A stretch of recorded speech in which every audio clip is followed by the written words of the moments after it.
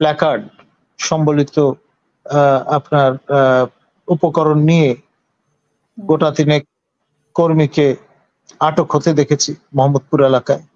আবার নারীদের নানান রকমের হেনস্থা হবার ঘটনা প্রত্যক্ষ করেছি আমরা সোশ্যাল মিডিয়ামের মাধ্যমে। সব মিলিয়ে মানে বিশাল একটা প্রস্তুতি ছিল প্রতিরোধ করবার, কিন্তু যাদের প্রতিরোধ করবার জন্য এই প্রস্তুতি তারাই ছিলেন আপনার পর্দার আড়ালে। আমাদের গণ দাবি ছিল আমরা ফিউশন অফ নিউ ব্লাড চেয়েছি। আমি ব্যক্তিগতভাবে প্রস্তাব করেছিলাম আপনার শোতে এবং এলসওয়্যার যে 3 মাসের বেশি যারা এই দায়িত্বে আছেন তাদের মিউজিক্যাল চেয়ার থেকে উঠে পড়া উচিত, এবং ফিউশন অফ নিউ ব্লাড যেটা আমরা চাই সেখানে কৃতবিদ্য মানুষ যাদের ক্যাপাসিটি আছে, ক্যাপাবিলিটি আছে, তারা যারা স্টেট ক্রাফট বোঝেন এই ধরনের মানুষ দায়িত্ব নিই, এবং আবারও প্রয়োজন হলে আরেক নতুন সেট ব্যক্তিবর্গ আসবে।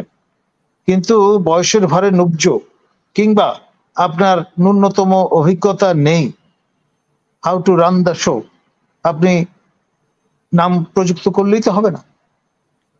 না, সিনেমার পরিচালক উনি আসলে কিভাবে মানে রাষ্ট্রীয় কাজে উনি কখনো ছিলেন কিনা, তারপরে ব্যবসায়ী গ্রুপের কেন আবার আনলেন, মানে এই নামগুলো আসলে কার থেকে আসছে, কিভাবে আসলো ওনারা?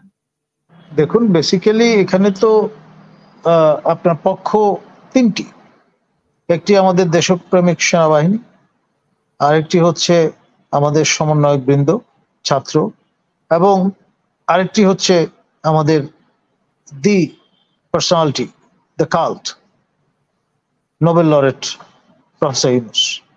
এই 3 পক্ষের আপনার এক ধরনের আন্ডারস্ট্যান্ডিং এর মধ্য দিয়ে কিন্তু এই সরকার চলেছে, গঠিত হয়েছে, এবং নতুন যে নামগুলো প্রযুক্ত হচ্ছে তা এই প্রক্রিয়ার মধ্যে দিয়ে এসছে।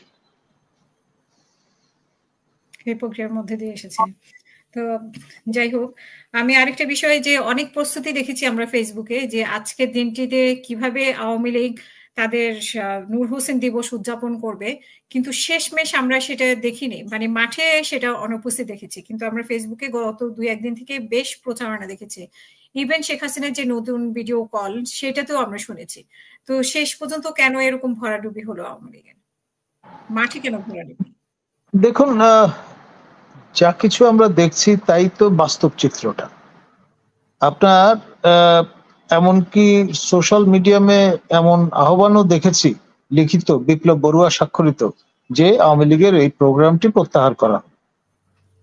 তো এই যে সর্বশেষ যে গিমিকটা সেটা হচ্ছে এই বিপ্লব বড়ুয়া স্বাক্ষরিত প্রত্যাহার পত্রটি। এর আগে আমরা ঝটিকা মিছিল দেখেছি, এর আগে আপনার ট্রাম্প মহোদয়ের প্ল্যাকার্ড সম্বলিত আপনার উপকরণ নিয়ে গোটা তিনেক কর্মীকে আটক হতে দেখেছি মোহাম্মদপুর এলাকায়।